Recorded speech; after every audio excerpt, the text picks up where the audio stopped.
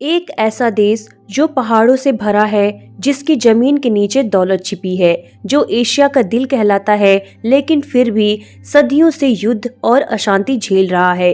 इस देश का नाम है अफगानिस्तान। आज हम अफगानिस्तान का इतिहास देखेंगे।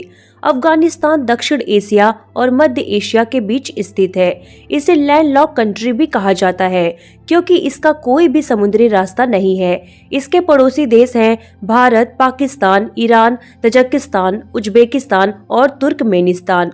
अफगानिस्तान की यही स्थिति इसे रणनीतिक रूप से बहुत महत्वपूर्ण बनाती है। इसी रास्ते से पुराने समय में व्यापार और सेनाएं गुजरा करती थी। अफगानिस्तान का ज्यादातर हिस्सा पहाड़ी है। यहाँ की सबसे बड़ी पर्वत श्रृंखला है हिंदू कुश। हिंदू कुश जो है देश को प्राकृतिक सुरक्षा देती है, लेकिन साथ ही विकास को भी कठिन बना देती है। यहाँ बहुत सी नदियां हैं, जैसे अमू दरिया, हेमनद रिवर और काबुल रिवर। अफगानिस्तान की जमीन के नीचे अपार दौलत छिपे हुए हैं, जैसे गोल्ड, कॉपर, आयरन, लिथियम और रेयर मिनरल्स।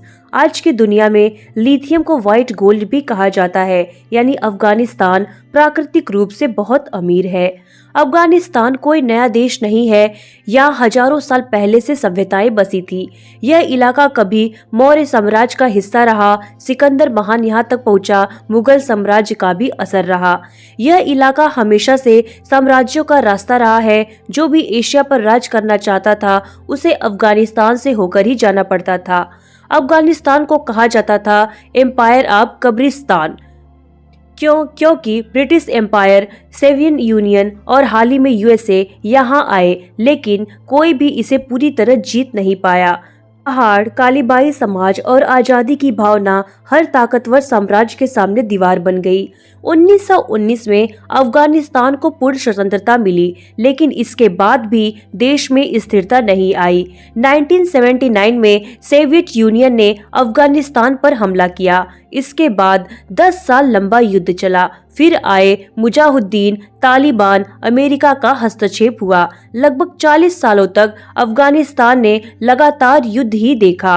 अब समझते हैं इतना रिच होने के बावजूद अफगानिस्तान पीछे क्यों रह गया। लगातार युद्ध ने स्कूल तोड़ दिए, अस्पताल बंद कर दिए, पूरी पीढ़ी को बर्बाद कर दिया। अशिक्षा, यहाँ की बहुत बड़ी आबादी जो है पढ़ी लिखी नहीं है। खास तौर पर महिलाओं की स्थिति बहुत ज्यादा खराब है। लोगों के पास काम नहीं है। खेती और व्यापार युद्ध से प्रभावित है। सरकारें बदलती रहीं, लेकिन मजबूत सिस्टम कभी नहीं बन पाया। अफगानिस्तान की राजधानी है काबुल। यहाँ की मुद्रा है अफगानी। भाषा यहाँ पे दारी और पाश्तो बोली जाती है। यहाँ की पॉपुलेशन लगभग 4 करोड़ है।